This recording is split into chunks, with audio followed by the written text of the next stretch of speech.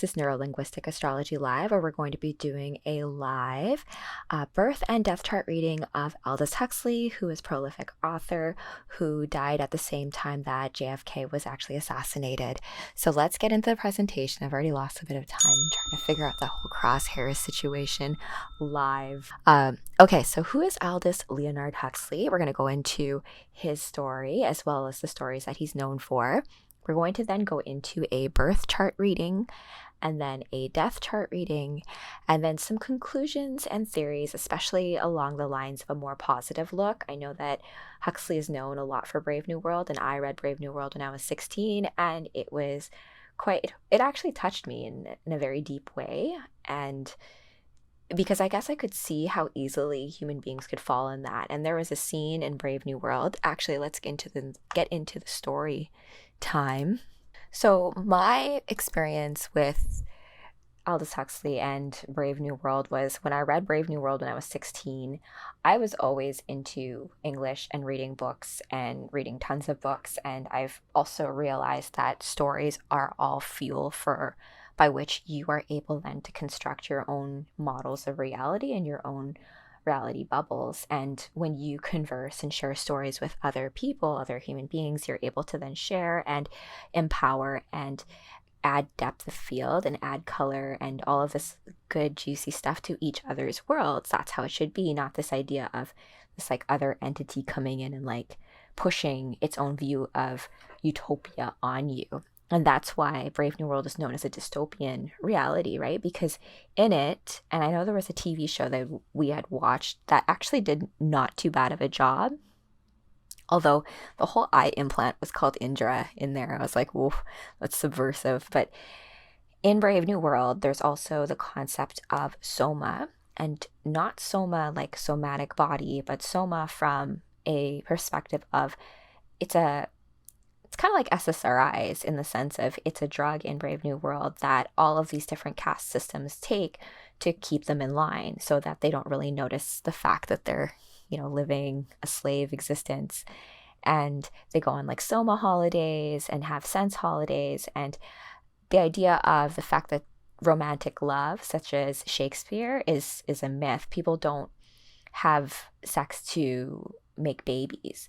If you do, it's illegal, I think, because I think John, the main character in that book, like his mother goes crazy and like leaves, and like he's like a savage, and so it's all of this stuff of like suppressing what it is to be really a human. Now, this was before Aldous Huxley had done mescaline and before he had experimented with LSD. So he wrote Doors of Perception after mescaline about, and I've read a couple passages from it. I'll include it in the show notes about this whole reading because it's very interesting, his view on mescaline, because then he didn't experiment with LSD till later. And if you know from reading my previous chart reading about the death of Huxley, JFK, and C.S. Lewis, Aldous Huxley died with LSD in his system. Doors of Perception was not about that. It was about mescaline and the idea of your perception, your view on the world, the way that you look at things. When you do things like psychedelics and you look into your internal eye, you can kind of scrub it clean and you're able to look at things with a fresh new perspective and are able to approach things in a way that's kinder and more serving to your own soul purpose and what you're trying to do here.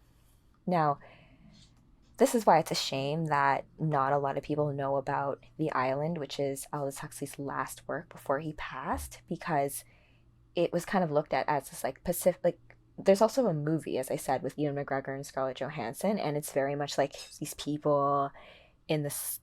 I think they're in like some sort of facility, but they're all really there to serve as what do you call it? They're organs, like organ donors for like their rich surrogates are out there. So, but they think that they're like being chosen for something. So you live in this whole like contained community and they're like, what? I'm a clone, but I'm a real person too, right? So it's not about that at all. The Island is more about Huxley's foray into the idea of, it's about this island it kind of seems like Atlantis if you really think about it. It's an island in the Pacific in this case, and it's about a traveler who comes there to this island, and it's a very like wonderful kind of almost paradise situation. If you think of like Avatar, like this idea of the noble savage is, I think, accented here.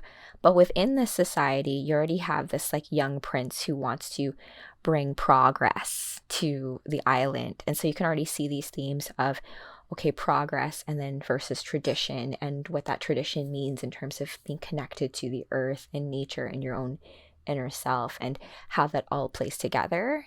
So the island is worth a read. I haven't read it yet. I've only read some synopsis of it. I thought I knew what it was about because of the movie, but it really has nothing to do with the movie version of The Island. It is also known as more of an antidote to what Brave New World was, which was a very dystopic future. But remember, to some people, like the people who are alphas in Brave New World, they see nothing wrong with it, right? They're alphas, they benefit. So it's about this whole idea of castes, not classes, and how those are enforced. So let's get back into the presentation. That's a little background into Aldous Huxley. His brother was actually, I think, biologist, and very smart family, very educated family. And Aldous Huxley actually also used to be a screenwriter for MGM Grand when he moved to Hollywood, which is a fun tidbit. I would like to figure out which movies he actually was a part of. He was born July 26, 1894 in, oh my gosh, Godalming, Surrey, England. And he's a Virgo. Check that out. And Virgo gets a lot of rap because they're very perfectionist and like they're critical, right? I know a few people with Virgo placements, which like nothing's ever good enough. So there can be this like level of like perfectionism and criticalness that comes with Virgo placements. But as you can see here, it's also like near where Cancer is. And he does have a few things going on in Cancer. And because of where his ascendant is, so where his rising sign is, you can see all of this activity around where the 12th house is. And his 12th house lines up with Gemini, which is quite fitting considering that he's a writer. So writing and that way of being a conduit for these things, the 12th house is all about the unseen, the dream world, the subconscious. So yeah, like you even have Neptune in here too, and Pluto and Jupiter and Venus is right here on the cusp. So love is a big part of Huxley's life and a theme about it. And I was telling this to a friend the other day about how what happened to all the love stories, like even like subplot love stories. That was my favorite part of any kind of story. Like if you have a huge saga, if you have, it can be about like Titanic, for example. Like I didn't really like Titanic, but as an example, like it's the love story in Titanic. We all know the boat sinks, but it's this idea of this tragic love story. And Romeo and Juliet, and in Brave New World, there's this, they're learning about Shakespeare, and I think Shakespeare's banned. Sorry, I'm getting confused with all my dystopian stuff, but regardless, art gets attacked, right? They squelch down on it because it's a way of communicating things that are not surface level. It's a way of communicating magic. So there's always the subtext when you're talking about interpretation or analysis of work, right? And when I was in university and we were studying English, there was this like argument over like how much does a creator, like knowledge of what the creator consciously knows when they're creating a work versus like the work standing completely on its own. And I think it's a little bit of both, just like the way we are for other people, right? Based on like, we think we present a certain role out to certain people, but people are going to have their own notions over who you are, and that's okay. I have my own notions of who people are to me, and that's also why I'm creating a superhero comic book, because I have a certain viewpoint that I would like to share with others, because I think that my viewpoint and people is inspirational, and it's something to look forward to. It's a better, more fun story than the one that we are seemingly forced to live out right now. And Huxley, before he was introduced to psychedelics, I think had a much more of this viewpoint, right? This idea that like humanity's heading in this like direction that's not great. It's going to end up with like alphas, betas, and then just know your place, and there's no nature, and everyone's on this like low dose of like pharma grade psychedelic, and you're okay with just being a cog in a wheel, and you're just like just a little bit of happiness, right? It's not the way human beings work. It's not the way we're supposed to be. And he knew that. His moon, oh my goodness, his moon is actually in Taurus. Lovely. And the moon, we actually have a lunar eclipse in Taurus coming up on Saturday. So this is kind of cool. So anyone who has any placements in Taurus, I'm a Taurus too, you're going to feel this eclipse coming up because it's on that Scorpio and Taurus axis. And that's a lot of like birth and death stuff. And that's also why I did this reading, because ultimately I already did Huxley's death chart and Scorpio. If we think about what Scorpio means overall in the chart and the zodiac, it's like going into the underworld, and do not be afraid of that, of your own shadows, and the idea of harnessing or gaining knowledge through very deep understanding and acceptance of yourself, all of it, all the deep dirty little corners that sometimes we hide from ourselves. And it's liberating to be able to do that. For Huxley, being born with the moon in Taurus will mean that he's always going to be emotionally tied to things of beauty. And so his way of dealing with it was through writing. And you can see that here, like Gemini is this way of him expressing all of the stuff that sits in the unconscious, and his emotions are definitely tied to, he needs to be in love. Like I think his first wife died of cancer, but then his second wife, like he's in a relationship, right? He had a wife and had friends around him, and his he's not some weird guy in sense of like a recluse, right? Like sometimes like there's just like weird writers, or like if there's like artistic genius, it's like kind of like, oh, I'm gonna like keep to myself. Not necessarily the case in this case. Other things to note here, I'm not going to spend too much time on specific aspects. I will save that for a later time when I try to map out things, because it's actually interesting what his death chart looks like, because there's like a grand cross in it. Let's see here. The fact that Neptune is also here, Neptune is all about, drugs, altered states of consciousness. Having that there with Gemini is kind of, I would look at him as almost being a bard for that world, and taking those experiences and being able to write about them in this world. We always need that. Let's see here.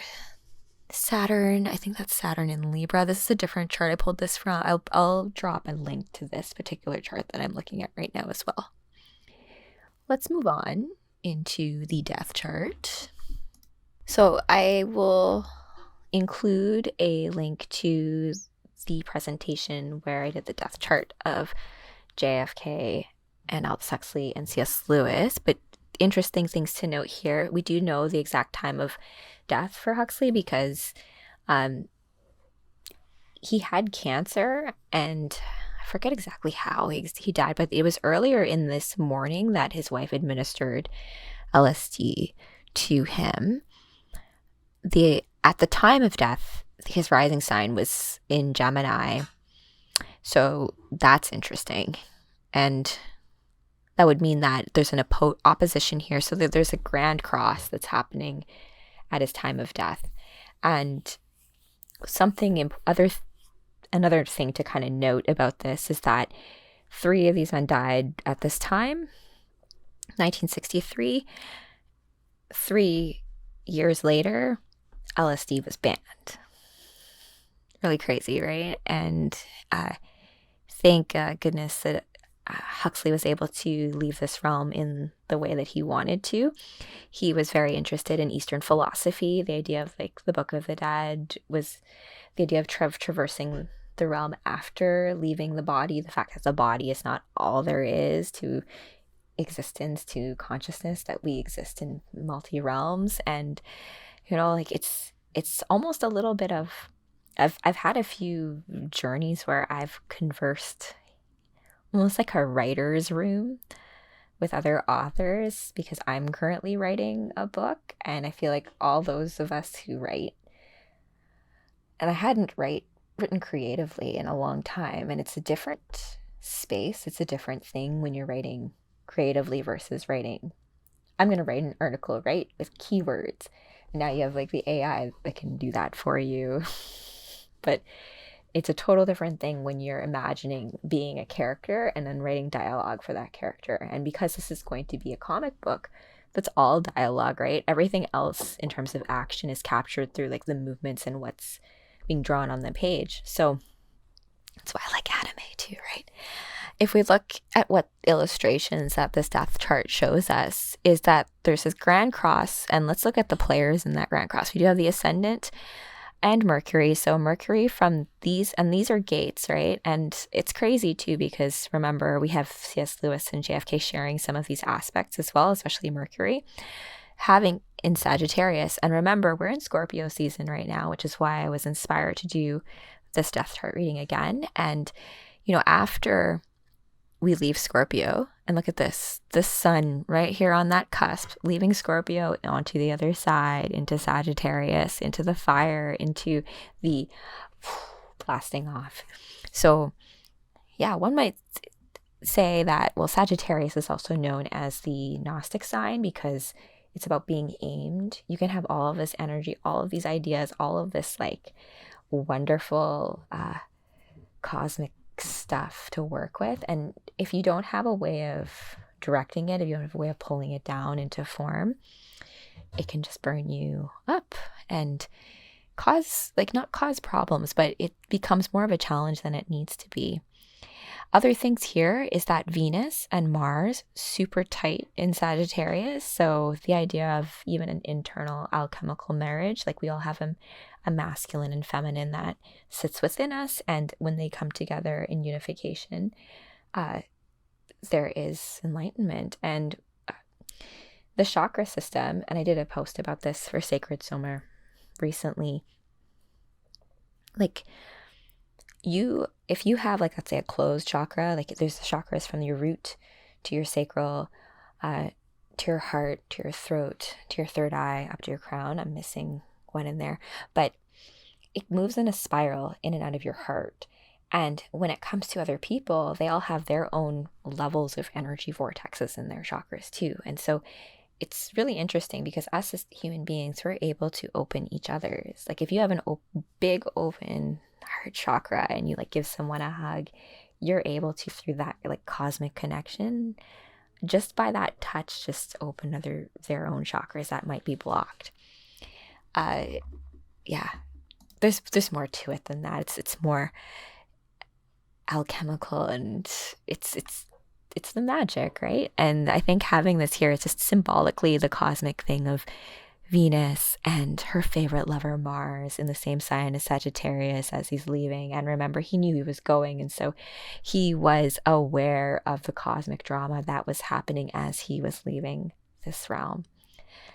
All right, Huxley, we're going to go take it into the conclusion, and then I will wrap this up. I'm sorry about that whole learning moment of the crosshairs, because even when I did the Soma supplements. So in conclusion, for more neurolinguistic astrology, I will drop a link. You can also subscribe to this channel and to Golden Sugar for the upcoming live streams. I will be live streaming most of these on Rumble and perhaps Odyssey. I have to double check if I'm able to do it directly there, but you'll be able to find our videos in full on those platforms.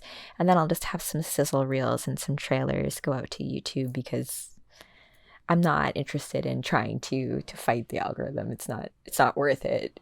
So the best way to keep abreast of all of our updates would be by signing up for our newsletter. I've become much more on top of it in terms of sending out news on a regular basis, as well as our upcoming show schedule and movie making events, because I am working on a movie, Escape from the Six, which is the spiritual successor to John Carpenter's Escape from LA and Escape from New York. And so I have an Indiegogo campaign I'm putting up for that tonight, actually. All right, so that takes care of that for Neurolinguistic Astrology Live. I hope I inspired you to pick up Aldous Huxley's book, The Island. If you haven't yet read Brave New World, I might do a thing where I read Brave New World again, or watch some of that show and then read The Island, and then see just how those two bookends play with each other, and just also perspective on how he writes from one viewpoint to another, because it's also been a while since I've read those books. And that's the thing too about reading some books, some movies, the stories, they're not as escapey as we would like, you know, they're not as like, I'm gonna escape to this world where like I can pretend that I'm like a fairy princess and whatnot. It's more about their work, and I guess that's why they're not as popular in some regard, but they can provide a lot of strategic intel in terms of what it will take to mobilize consciously and intelligently forward in this game of existence that we find ourselves in. So if you're interested in getting supplements, soma supplements, as well as any kind of programming as it comes to strengthening your Earth avatar for what's to come, I'll have links to all of that. We have online programs if you want to learn more about creating a superhero supplement practice, as well as different workout routines, stretching routines, things like that. All of those great resources will be available on Superhero Fitness School, just so that, you know, we can all get stronger together. So wherever you are in the cosmos, my friends, I hope you have a good day, evening, lunchtime, wherever you are, whatever time zone you are, wherever you are in the cosmos. I hope you have a beautiful evening.